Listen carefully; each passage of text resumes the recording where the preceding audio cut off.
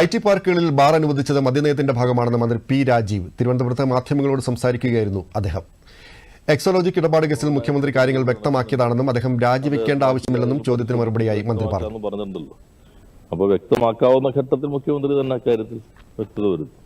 ഇപ്പോൾ കോടതി ഒരു ഘട്ടമല്ലല്ലോ, അതിന് മുകളിലേക്കുള്ള ഇതിൽ അദ്ദേഹം പോയിട്ടുണ്ടല്ലോ, നമുക്ക് നോക്കാം. അത് നേരത്തെ തന്നെ നയത്തിന്റെ ഭാഗമായിട്ടുള്ളതാണ്. വേണ്ടപ്പോൾ ചട്ടങ്ങളും മറ്റു കാര്യങ്ങളും ഇപ്പോഴാണ് വന്നിട്ടുള്ളത്. IT പാർക്കുകളിലും വ്യവസായ പാർക്കുകളിലും ഇത്തരം സംവിധാനങ്ങൾ വേണം എന്നുള്ളത് നയത്തിന്റെ ഭാഗമാണ്. ഇന്ത്യയിൽ മിക്കവാറും എല്ലായിടത്തും ഉള്ള സംവിധാനം തന്നെയാണ്. അപ്പോൾ അത് കേരളത്തിലും നടപ്പിലാക്കപ്പെടുന്നുണ്ട്. അത് നേരത്തെ പ്രഖ്യാപിച്ചതാണ്. അത് നടപ്പിൽ വരുന്നതിന് കുറച്ച് സമയം എടുത്തു മാത്രമേ ഉള്ളൂ. ഇപ്പം അത് പ്രായോഗികമായി വരികയാണ്. ഇത് ആദ്യമായിട്ടല്ലേ വരുന്നത്, നമ്മളിപ്പോൾ കേരളത്തിൽ ആദ്യമായിട്ടല്ലേ വരുന്നത്. അപ്പോൾ അതിന്റെ ഭാഗമായിട്ടായിരിക്കും വകുപ്പ് എല്ലാ വർഷവും ചർച്ച ചെയ്തിട്ടൊരു പരിശോധന വരിക. എന്തായാലും ഒരു സ്ഥാപനത്തിനല്ലേ അംഗീകാരം കൊടുക്കുള്ളൂ. അപ്പം അതിൻ്റെതായ മാനദണ്ഡങ്ങൾക്കനുസരിച്ച് സുതാര്യമായിട്ട് തന്നെ ആയിരിക്കും നടപടി സ്വീകരിക്കും.